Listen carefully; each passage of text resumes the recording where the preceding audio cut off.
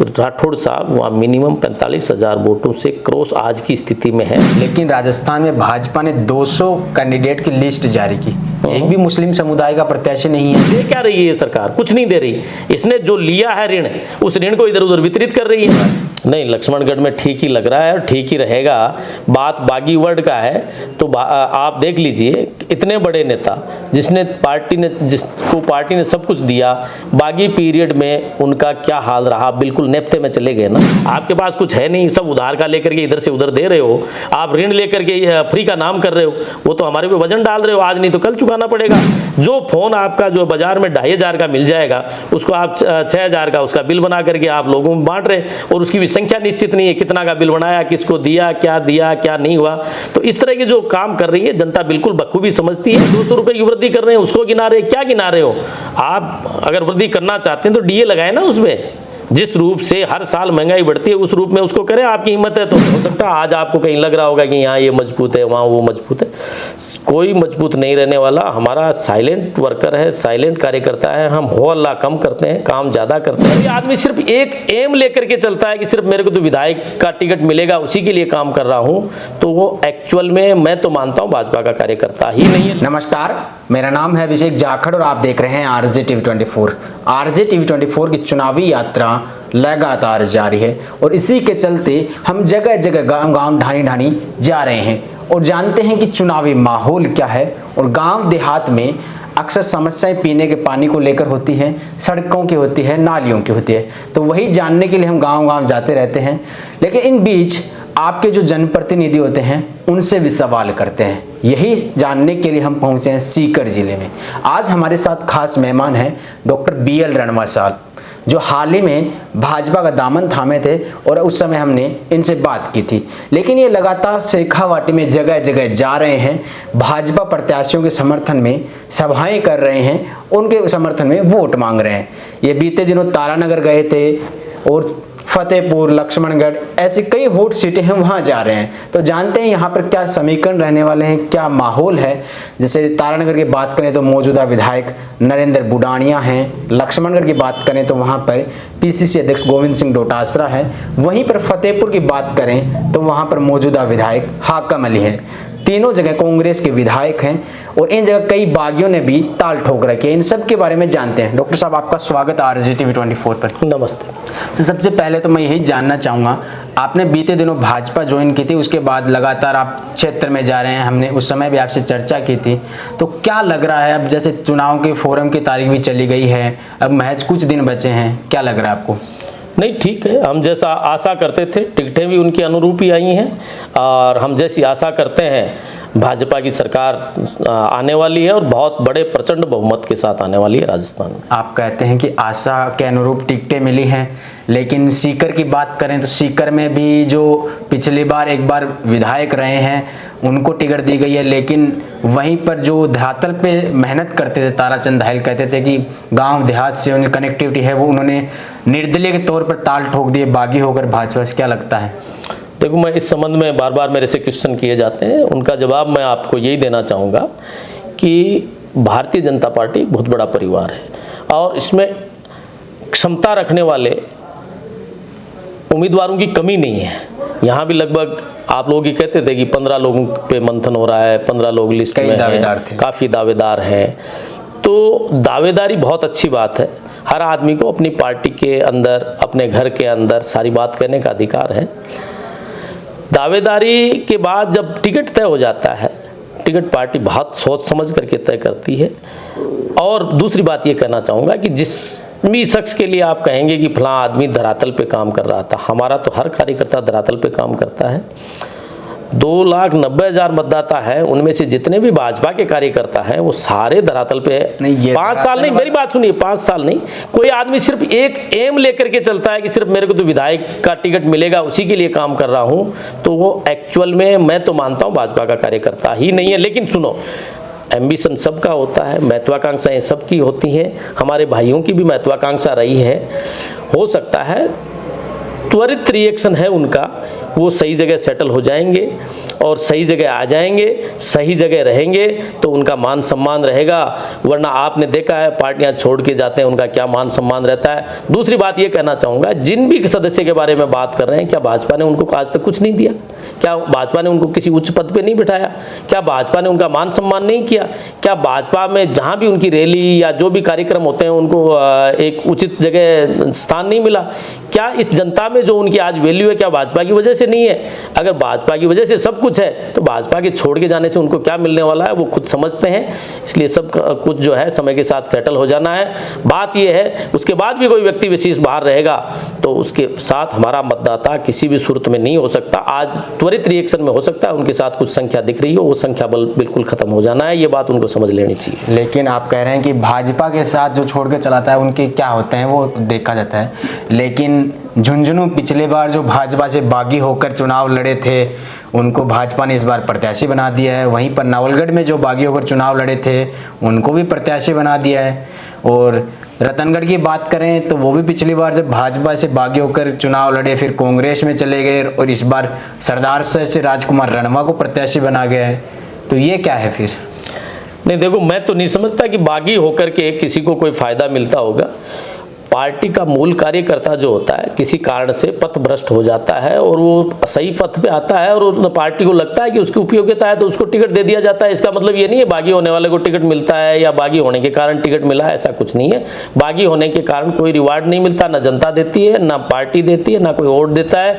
हम लोग आप लोग ही कहते हैं कि यार इसका कोई स्टैंड नहीं है। तो ऐसी स्थिति में बागी होना कोई किसी चीज़ का हल नहीं है। किसी पार्टी को नुकसान पहुँचाना किसी चीज़ का हल नहीं है। हो सकता है जो लोग कभी बागी रहे हों और वो प्रायश्चित के रूप में अगर पार्टी में आए हों और पार्टी को उनमें क्षमता दिखती हो तो पार्टी नो डाउट ऊपर की जो भी हमारी स्क्रीनिंग कमेटी होती है, जो भी हमारे आला कमान जो वर्ड यूज होता है, जो भी उच्च पदस्थ जो हमारे लोग होते हैं वो बैठ के तय करते हैं।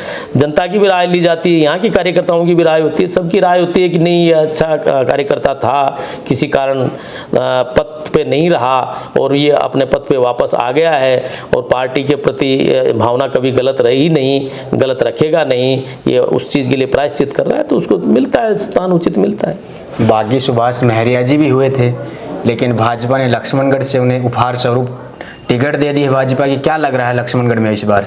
नहीं, लक्ष्मणगढ़ में ठीक ही लग रहा है और ठीक ही रहेगा। बात बागी वर्ड का है तो आप देख लीजिए इतने बड़े नेता जिसको पार्टी ने सब कुछ दिया, बागी पीरियड में उनका क्या हाल रहा, बिल्कुल नेपथे में चले गए ना। तो आप ये समझिए वजूद पार्टी की वजह से ही है। आज भी वहाँ पार्टी ही चुनाव लड़ रही है, भारतीय जनता पार्टी ही चुनाव लड़ रही है, कोई विशेष आदमी चुनाव नहीं लड़ रहा। आज हम कैंपेन के लिए जाते हैं तो भारतीय जनता पार्टी का कैंपेन करते हैं, किसी विशेष व्यक्ति का थोड़ी कैंपेन कर रहे हैं। इसलिए आप समझिए आज उनकी अगर वक़्त बनी है तो वो पार्टी से बनी है ना, आप समझ ही रहे हैं। और जब वो बाहर रहे या ऐसी विचारधारा में रहे जहाँ उसकी विचारधारा मेल नहीं खाती थी तो वहाँ उनको क्या मिल पाया? कुछ नहीं मिल पाया। विचारधारा तो खंडेला में भी मैच नहीं खा रही है। कांग्रेस से प्रत्याशी थे पिछली बार और टिकट मांग रहे थे, इस बार वो भाजपा में आ गए हैं रातों रात। देखो खंडेला की मैं बात करूंगा, भाई सुभाष मील जो है धरती से जुड़ा हुआ कार्यकर्ता है, किसान पुत्र है, ऐसा नेक और ईमानदार आदमी है, उसको सही प्लेटफॉर्म आज तक नहीं मिला था इसलिए वो उचित जगह नहीं जा पाया।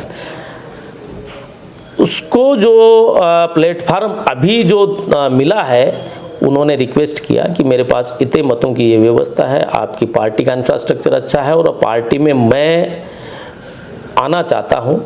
हमारे उच्च नेतृत्व को लगा कि भाई ऐसी स्थिति होने से हम सामने वाले को बिल्कुल डिफीट दे सकते हैं। दूसरा, वो आदमी जो वास्तव में वर्कर है, हो सकता है एक्स पार्टी वाई पार्टी में किसी कारणवश रहा हो, उसकी कोई मजबूरियां नहीं हो, उसके कोई ऐसे समीकरण रहे हों जिस वजह से वो वहाँ रहा। अगर वो आ गया और उसको हमने हमारा प्रतिनिधि माना है तो कुछ सोच समझ के ही माना है, ऐसे तो नहीं है कि मैंने विचारधारा के मान लिया और वो विचारधारा की वजह से ही आया है।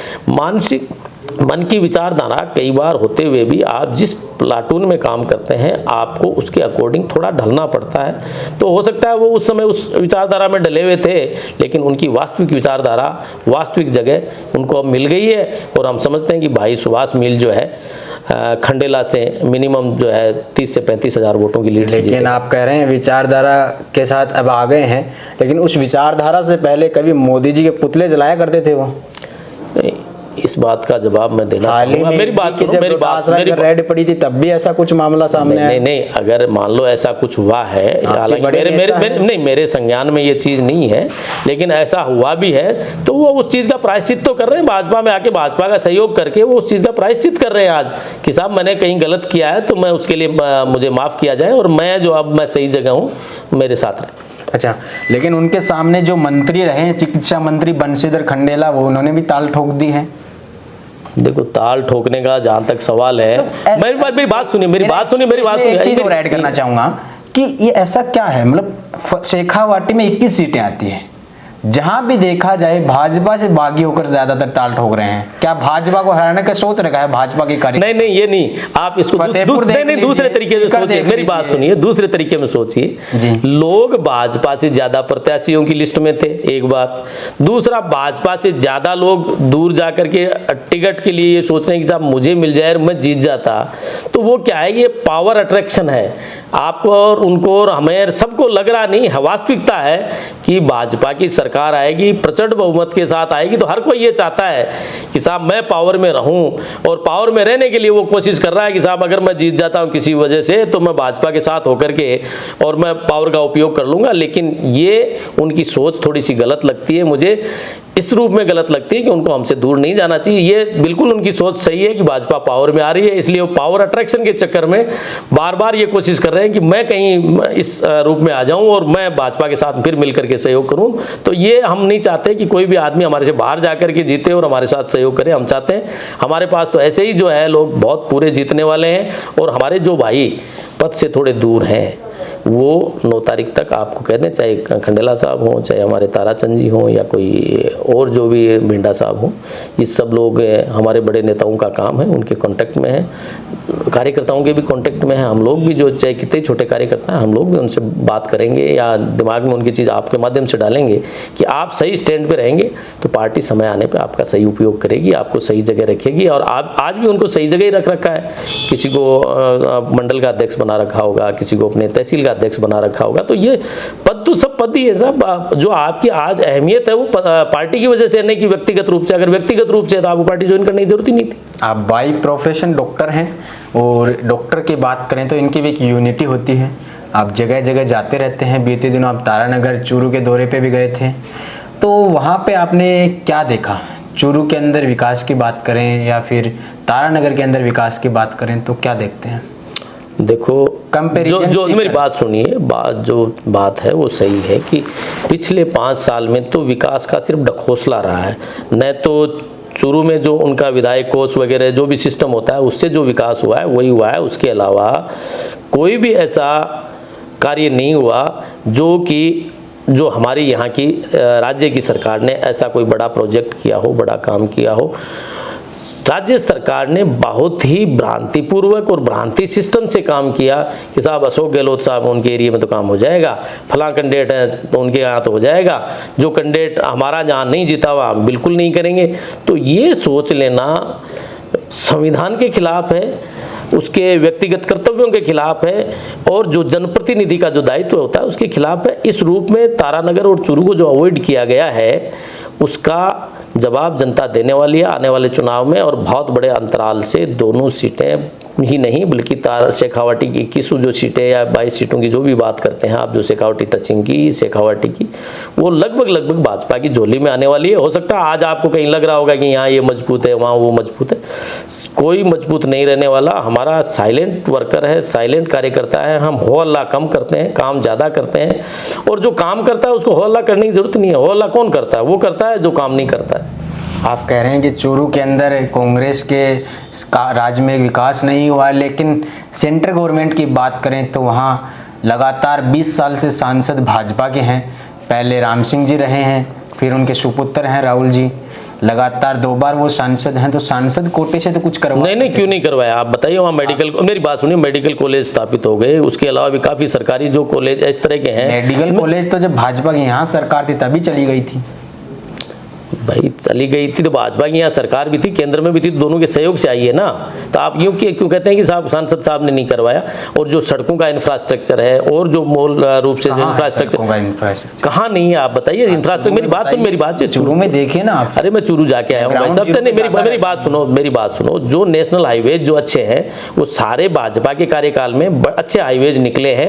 आप चूरू से भी 2-3 रास्तों से ऐसे हाईवेज जो है उनका अच्छा डेवलपमेंट हुआ है। तो जो भी मूलभूत सुविधाएं जो हैं और जो सेंटर के पाले में आती हैं वो की है। दूसरी जो भी सड़कें यहाँ भी कहीं बनी है तो उसमें 60-40 के रेशियो से जो सिस्टम है उससे में बनी है। ये कह देना कि साहब सिर्फ राज्य सरकार ने कहीं छोटी मोटी सड़क बना दी और उसका उद्घाटन करके वो ये सर ये ले लिया कि साहब ये हमने बनाई है, तो ऐसा नहीं है। सेंटर का तो हमेशा सहयोग रहता है। ये 60-40 ज़्यादातर योजनाओं में 60-40 का सहयोग रहता है। एजुकेशन की बात करें तो राठौड़ साहब लगातार 6-7 बार विधायक बन गए हैं। एजुकेशन में भी सीकर के मुकाबले आज भी पीछे है चूरू। नहीं, सीकर के मुकाबले पीछे, मतलब क्या कहना चाहते हैं आप? नहीं, शिक्षा सिर्फ कोचिंग अपने यहाँ है तो उसके बहुत स्ट्रेटेजिक कारण है, स्ट्रेटेजिक कारण है, भौगोलिक कारण है, हर चीज़ का कहीं जब मेरी बात सुनिए आप। पुरानी बात जैसे लोग पहले पानी की व्यवस्था नहीं होती तो या तो नहर के किनारे बसते थे या बड़ी झील के किनारे बसते थे जहाँ उनको संसाधन मिल जाए। जैसे उद्योग जहाँ लगते हैं, जहाँ रॉ मटेरियल होता है वहाँ लगते हैं। अब सीकर में अगर शिक्षा नगरी डेवलप हुई है, हेल्थ डिपार्टमेंट डेवलप हुआ है तो इसका भौगोलिक स्ट्रेटेजिक कारण है। प्लस यहाँ के जो लोग हैं किसी राजनेता के कारण यहाँ डेवलप हुआ है ऐसा कहना बिल्कुल 100% गलत है। आप बताइए, हेल्थ के सेक्टर में एक अस्पताल को, प्राइवेट को आपने सहयोग दिया क्या? सरकार ने, यहाँ की जो सरकार थी, एक अस्पताल को कोई सहयोग दिया जिसकी वजह से वो अस्पताल अच्छा बना या उसमें कोई मशीन आ गई?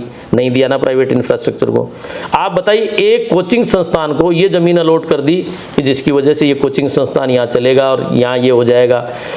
क्या सरकार ने ऐसा कर दिया जिसकी कारण से सीकर डेवलप हुआ? सीकर डेवलपमेंट का कारण सीकर के लोग हैं, सीकर के वो महत्वाकांक्षी, वो निस्वार्थ भाव से सेवा करने वाले लोग हैं जिन लोगों ने सीकर के लिए रात दिन मेहनत करके सीकर को इस स्तर पे पहुंचाया है। तो आप सिर्फ ये कह देंगे कि साहब ये शिक्षा नगरी जो सीकर की है जो किसी राजनेता ने डेवलप कर दी, यानी कांग्रेस के राजनेता ने डेवलप कर दी, ऐसा बिल्कुल 100% नहीं है। मैं ये नहीं कहता कि वो दूसरे पार्टी के नेता भी डेवलप कर रहे होंगे, लेकिन अगर ऐसा होता तो आप शिक्षा नगरी के लिए आप बताइए क्या सुविधाएं, एक भी सुविधा मुझे गिना दो शिक्षा नगरी के लिए और हेल्थ डिपार्टमेंट में, दोनों में आज सीकर सिरमौर है, उसमें किसने सहयोग दिया?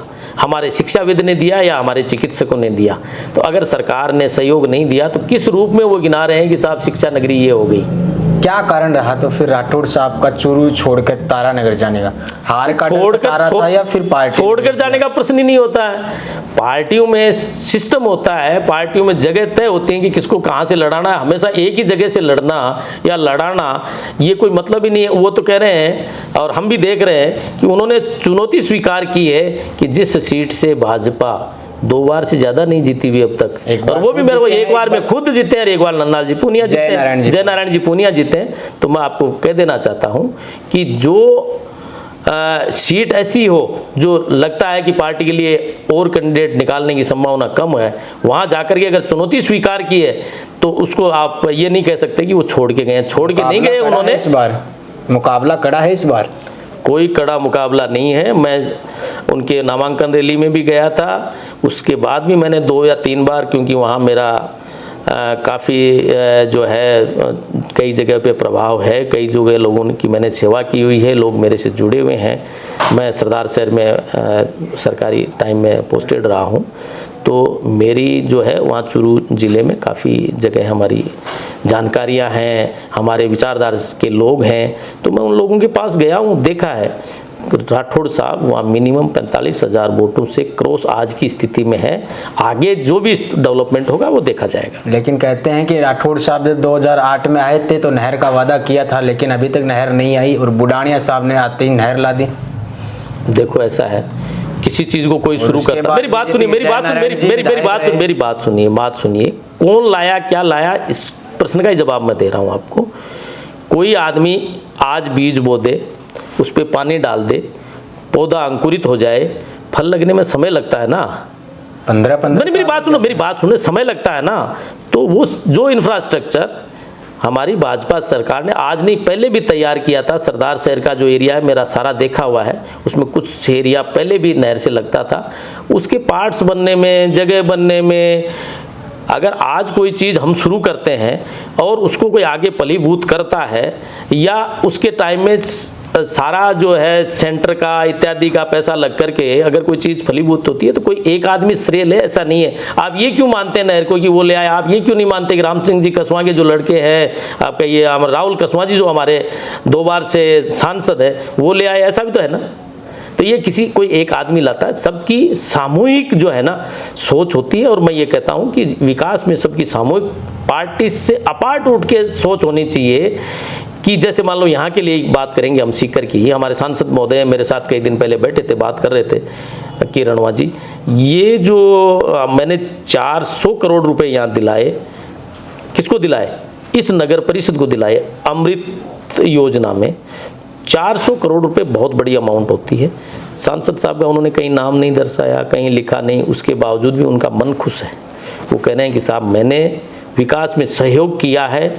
और केंद्र से उस समय जबकि मुझे वहाँ ये भी बताया गया थोड़ा सा कि भाई वहाँ तो अपनी वो है ही नहीं, आप इतना बड़ा अमाउंट दिला रहे हैं, तो उनका मेरे को इससे कोई फ़र्क नहीं पड़ता कि बोर्ड किसका है, चेयरमैन किसका है, मुझे सीकर का विकास चाहिए। तो ये जो हमारी नीति है ना, चाहे हम जीते हुए हों, हारे हुए हों, किसी भी स्थिति में हों, उस स्थिति में भी हम सिर्फ विकास की बात सोचते हैं। हमारा दिल से, मन से विकास ही हमारे साथ सब कुछ है। विकास, हर आदमी का डेवलपमेंट हमारे पास सब कुछ है। इस नीति के तहत भाजपा चलती है। भाजपा इस नीति के तहत नहीं चलती कि ये ले आया, वो ले आया। ये संभव भी नहीं है, कोई अकेला आदमी न ला सकता है, न कर सकता है। सहयोग कर सकता है, जो सहयोग राठौड़ साहब ने भी किया है और जो सहयोग कसवा साहब ने भी किया है, जो हमारी सेंट्रल गवर्नमेंट ने भी किया है, और वो जो प्लानिंग हमने जो तैयार करके दी, वो प्लानिंग आगे बढ़ती है, बहुत अच्छी बात है। खैर चलिए, मान लीजिए जिसने भी प्रयास किया हो, जनता का भला होना चाहिए। बिल्कुल, असली बात ये है। एक चीज़ मैं जानना चाहता हूँ कि आप भाजपा के जगह जगह जा रहे हैं, लेकिन भाजपा का एजेंडा क्या है? 2023 का विजन क्या है? अभी तक कोई खुलासा नहीं किया कि हम ये करेंगे, वो करेंगे। कांग्रेस ने कई योजनाओं की गारंटी दी है। देखो, मैं कहता हूं कि जो ये फ्री की रेवड़ियों का जो सिस्टम चालू है, मेरी बात सुनिए ना, बात सुनिए। फ्री की जो रेवड़ियों का सिस्टम चालू है, उस रेवड़ी में भी ये कि रेवड़ी 10 रुपए की और उसका प्रचार 100 रुपए का। ये नीति जो भी सरकार अपनाती है, चाहे वो किसी भी की भी सरकार हो, वो बिल्कुल मैं उसके विरोध में हूँ, बिल्कुल इस नीति के विरोध में हूँ। इसलिए ये सिर्फ प्रचारित कर देना कि साहब हम ये कर देंगे, ये गारंटी, हमारी तो गारंटी माननीय मोदी साहब हैं, और वो अति बड़ी गारंटी है कि विश्व में पूरे देश का डंका बजा सकते हैं। तो राजस्थान का विकास तो होगा ही होगा, हर सूरत में होगा, सिस्टम से विकास होगा।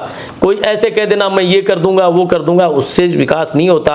अगर आप किसी को नौकरी नहीं दे सकते और उसके लिए कहते हैं कि नहीं साहब इसको इतना सा भत्ता दे देंगे, क्या उसका जीवन यापन हो पाएगा उससे? आप एक आदमी पे इतना टैक्स का वजन डाल देंगे और उसके बाद कह देंगे कि आपको वृद्धावस्था में आपको 1,500 रुपये, 1,000 रुपये पेंशन मिल जाती है। आप 1,000 रुपये की बात कर रहे हो, वो एक छोटा सा स्टाम्प लेने जाएगा 1500 रुपये का, तो उसमें 1500 का 2250 में मिलेगा, 750 तो वहीं चुका के आ जाएगा। भाई जरूरत तो हर आदमी को पड़ती है, कहीं एग्रीमेंट करता है, अपने बेटे के नाम वसीयत करता है, कोई और काम बनाता है, तो उसको जरूरत तो पड़ेगी ना। ये तो नहीं कह सकते कि बात जरूरत नहीं पड़ेगी, जरूरत सबको पड़ेगी। जब आप चीज़ें, वही आदमी गाड़ी में बैठ के जाएगा तो किराया दुगुना लग रहा है। तो कहाँ आप सुविधा देने की बात कर रहे हैं? आप ये फालतू की जो योजनाएं या सुविधा, हाँ कुछ योजनाएं अच्छी हो सकती हैं। मैं नहीं कहता कि वृद्ध को संबल नहीं मिलना चाहिए, विधवा को संबल नहीं मिलना चाहिए, मेरी बात सुनिए, विधवा को नहीं मिलना चाहिए, लेकिन इस चीज़ को इतना प्रचारित करने की जरूरत नहीं है। ये हमारा कर्तव्य है। जिस वृद्ध ने अपनी जिंदगी खेत में हल चला करके या कहीं देश का और कोई किसी रूप में, जैसे मान लो कोई लोहारी है तो उसने घर चला करके ऐसे ऐसे यंत्र तैयार किए, ऐसे ऐसे आपको औजार बना के दिए, जिस औजार से आपने पता नहीं लाखों रुपए या लाखों देश में लाखों रुपए का या लाखों समझिए हर चीज़ का आप योगदान देने में आपका सहयोग किया, और उसको आप एक छोटा सा इनुमरेशन दे रहे हैं, उसको भी आप गिना रहे हैं, उसमें 200 रुपये की वृद्धि कर रहे हैं, उसको गिना रहे हैं। क्या गिना रहे हो आप? अगर वृद्धि करना चाहते हैं तो डीए लगाए ना उसमें, जिस रूप से हर साल महंगाई बढ़ती है उस रूप में उसको करें। आपकी हिम्मत है तो, आपके पास कुछ है नहीं, सब उधार का लेकर के इधर से उधर दे रहे हो, आप ऋण लेकर के फ्री का नाम कर रहे हो, वो तो हमारे पे वजन डाल रहे हो, आज नहीं तो कल चुकाना पड़ेगा। किसी का बाप किसी के लिए ऋण लेकर के 10 लाख रुपए ऋण लेकर के बेटे को कह दे, ले बेटा 10 लाख रुपए पकड़ मैं दे रहा हूं तेरे, वो क्या दे रहा है, बेटे को चुकाना पड़ेगा, वो चला जाएगा। तो दे क्या रही है ये सरकार? कुछ नहीं दे रही। इसने जो लिया है ऋण, उस ऋण को इधर उधर वितरित कर रही है। जो फोन आपका जो बाजार में 2500 का मिल जाएगा, उसको आप 6000 का उसका बिल बना करके आप लोगों में बांट रहे, और उसकी भी संख्या निश्चित नहीं है, कितना का बिल बनाया, किसको दिया क्या नहीं हुआ। तो इस तरह के जो काम कर रही है जनता बिल्कुल बखूबी समझती है। पहले हम लोग कुछ शिक्षा में कमजोर थे, लोगों को समझते नहीं थे, आप लोग नहीं थे, मीडिया नहीं था, हम बात नहीं रख पाते थे। उस समय इस तरह की रेवड़ियों का फायदा मिल सकता था, अब नहीं मिलेगा। सबको पता है कि एक जगह किसी का कनेक्शन अगर 100 यूनिट बिजली फ्री कर दी तो दूसरी जगह 100 की जगह 200 का चार्ज उसको लग रहा है। और आप देख लीजिए, आपके बिल ही देख लीजिए, जब से ये फ्री का सिस्टम किया है, अगर किसी का भी बिल नहीं बढ़ाओ, मैं गारंटी के साथ कह सकता हूँ, आप ला करके 2 बिल दिखाइए, आप अगर उसी रूप में उपयोग कर रहे हैं, आपका बिल 1.5 गुना बढ़ गया है। तो ये बाहर किस पे जा रहा है? अल्टीमेटली उसी पे जा रहा है जिसका आप फ्री के नाम ले रहे हैं। जब आप फ्री का नाम लेकर के किसी को कह रहे हैं सिलेंडर हम 500 रुपए में दे रहे हैं, अरे उसको काम दो ना, काम दो। रोज का 500 का जो आदमी है उसको एक 500 रुपए का सिलेंडर 1.5 महीने 2 महीने काम लेगा, वो फ्री देकर के आप ये उसमें क्या ऐसा जताना चाहते हैं?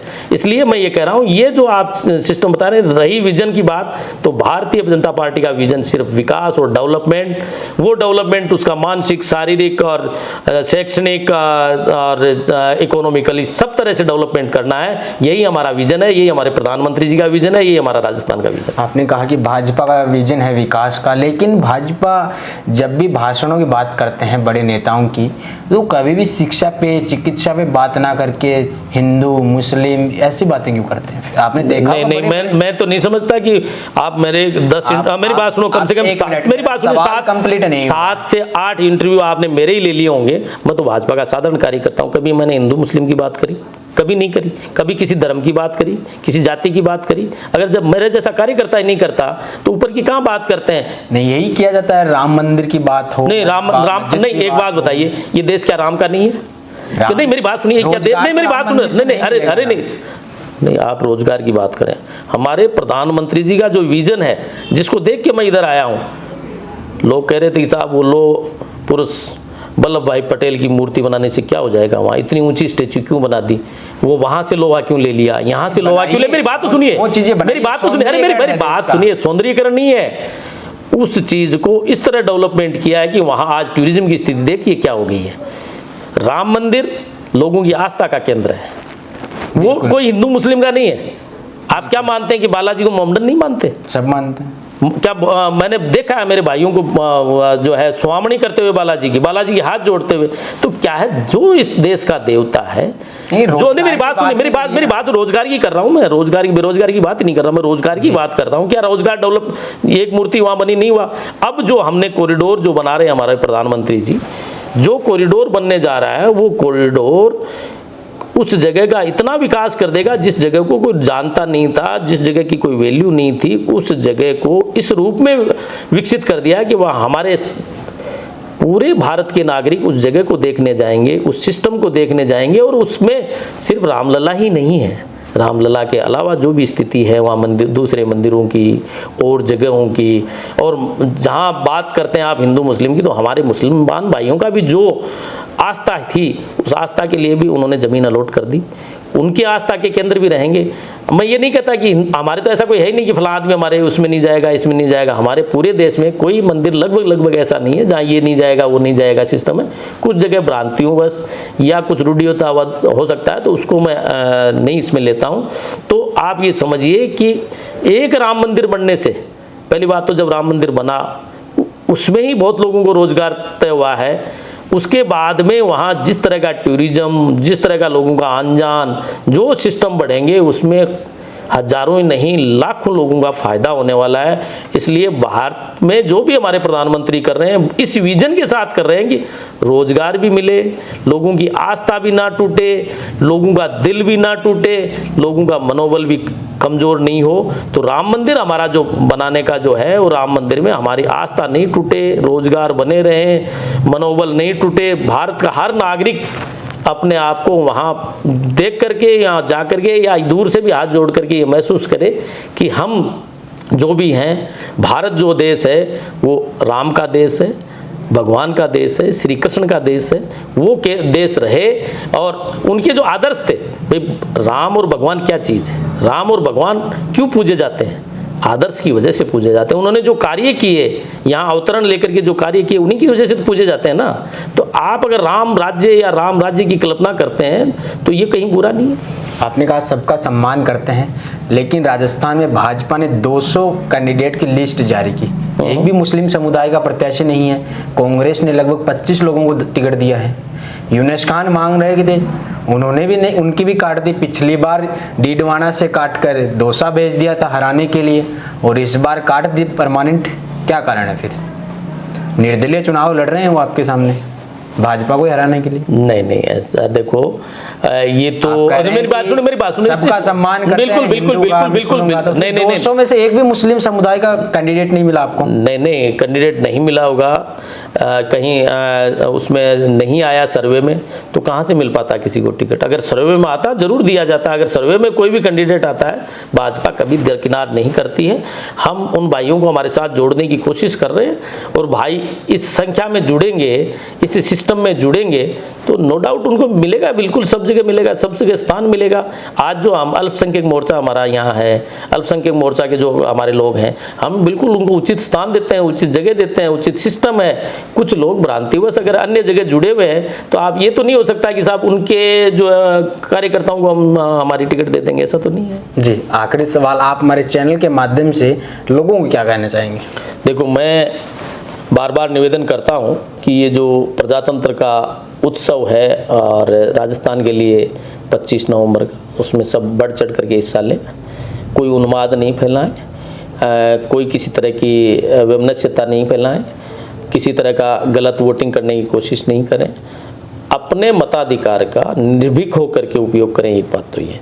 दूसरा, मैं पार्टी की तरफ से ये कहना चाहूँगा कि कहीं भी आपको लगता है कि भारतीय जनता पार्टी का कैंडिडेट आपके लिए अच्छा कैंडिडेट है और हम विकास कर सकते हैं, जो कैसे कर रहे हैं वो कर रहे हैं, आपको अगर ये चीज़ दिमाग में बैठती है तो आप जरूर भारतीय जनता पार्टी को वोट करिए। जय हिंद, जय भारत, जय भारतीय जनता पार्टी। तो ये थे हमारे साथ डॉक्टर BL रणवा साहब। अब ये तो देखना दिलचस्प होगा कि आने वाली 25 तारीख को किसके पक्ष में मतदान होते हैं। लेकिन आपके जहन में कोई सवाल हो कि कोई पार्टी हमारे मैनिफेस्टो की ये बात रखनी चाहिए, तो आप हमें कमेंट सेक्शन के माध्यम से ज़रूर बता सकते हैं। फिर मिलते हैं किसी गांव देहात और किसी जनप्रतिनिधि के साथ। तब तक के लिए मुझे दीजिए इजाज़त। नमस्कार।